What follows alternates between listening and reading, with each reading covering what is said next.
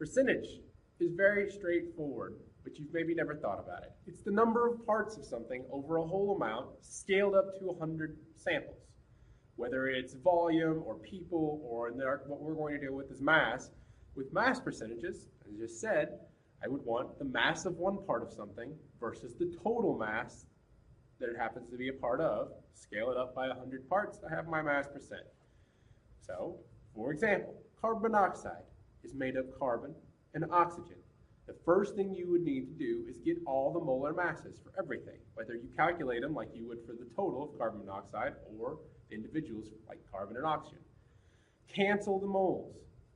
It's implicit, but you're assuming 1 mole of compound so that everything is actually a mass, not a molar mass percent, but a mass percent. Put them in grams. So if you assume 1 mole of compound, you get those masses.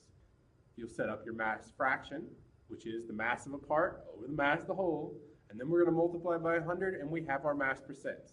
The only thing left to do is watch your sig figs. Make sure you don't have any issues with that. Multiply, divide rule is probably what's going to take precedence here. So, how about one where there's not one of each thing? Sodium chloride.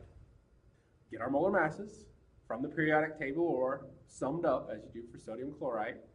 Cancel your moles. You'll notice that we have 2 oxygens or 2 moles of oxygen for every 1 compound. So when you do it, that doubles it. Assume 1 mole, unless you like to do weird stuff. Set up your mass fractions and multiply by 100. Okay? Watch your sig figs, and when you do these correctly, your mass percentages should add up to 100% or very close to 100% within reason.